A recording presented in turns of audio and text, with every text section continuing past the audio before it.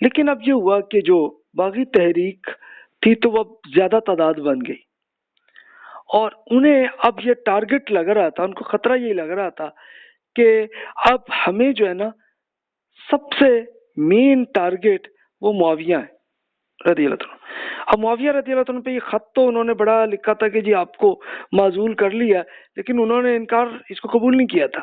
کہ نہیں یہ علی رضی اللہ عنہ کا یہ خط نہیں ہے۔ تو ان کا کہ چلو پھر ہم یہ معاویہ کو جو ہے نا جا کے ان کو ہم قتل کر لیں تو پھر ہماری حکومت چلے گی، مقصد ان کا یہ تھا۔ تو انہوں نے کہ پوری اب یہ ملٹری کی بڑی تعداد ان کے ساتھ آ گئی تھی، اور وہ جناب نکلے گیا، حضرت علی رضی اللہ عنہ ان کی بڑی اصلاح کرنے کی کوشش کر رہے تھے لیکن نہیں مانے، تو حضرت علی رضی اللہ عنہ بھی ان کے ساتھ چلے گئے تاکہ یہ جنگ کو ختم کریں۔ لیکن جنگ ہوئی، اس کو جنگ صفین کہتے ہیں، کہ جس میں عام طور پہ روایات میں کہا جاتا ہے کہ یہ علی اور معاویہ میں جنگ ہوئی، ایسا نہیں ہوا،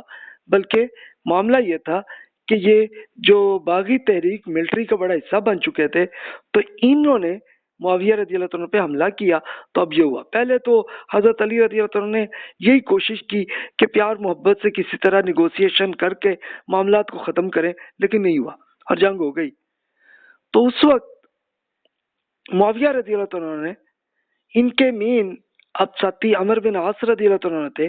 جو ایجپٹ کے گورنر تھے،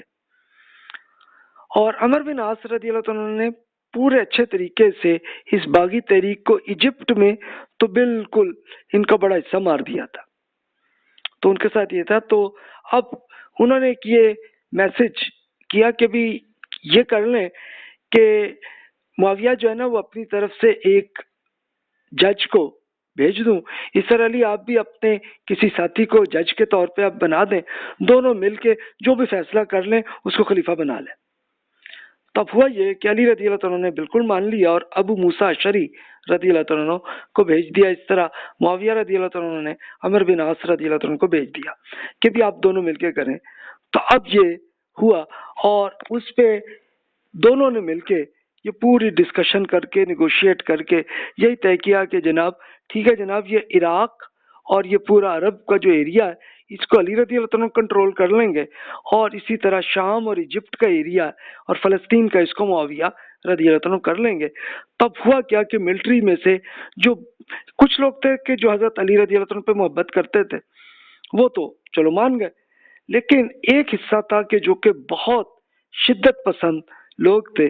تو انہوں نے یہ پورا اعلان کر لیا کہ جناب معاذ اللہ، یہ تو جی علی اور معاویہ رضی اللہ عنہ ان دونوں پہ یہ کہا کہ انہوں نے تو کفر کا اعتراف کیا کہ دونوں نے بیچ میں جج بنا کے فیصلہ کر لیا۔ تو انہوں نے کہا کہ نہیں جی یہ تو دونوں ہی معاذ اللہ یہ کافر قرار ہو گئے، اور دونوں یہ جو بہت شدت پسند تھے انہوں نے کوفہ سے باہر نکالا ہے، اور اس کو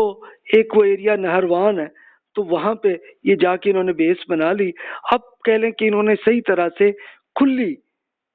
ایک باغی ایک ملٹری تیار کر کے، اور انہوں نے یہ کیا کہ اب کوفہ جو ہے عراق میں ہی حضرت علی رضی اللہ عنہ نے اپنا کیپٹل مین بنایا ہوا تھا، تو وہاں پہ بیس اب ہوا یہ پہلے حضرت علی رضی اللہ عنہ نے بڑی کوشش کی کہ خود ان کو سمجھانے کی کوشش کی، پھر عبد الرحمن، پھر اسپیشلی عبداللہ بن عباس رضی اللہ عنہ ان کو بھیجا کہ جا کے نیگوشیٹ کریں، ان کو بات کریں، لیکن وہ معاملہ نہیں چلا۔ تو اب ہوا یہ کہ کئی ایسے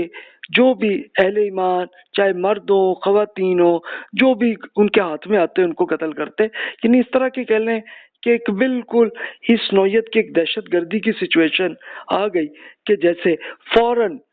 یعنی یہ بالکل ایسے ہی ہے کہ جیسے پاکستان میں ابھی یہ ایریا رہا کہ ایک مسجد میں آ کے دھماکہ کر دینا، اور اس طرح کے معاملات ہونے لگے۔ تو حضرت علی رضی اللہ عنہ نے پھر ایک ایکشن لیا اور یہ جنگ نہروان ہوئی، اور اس میں خوارج کی بڑی تعداد ماری گئی۔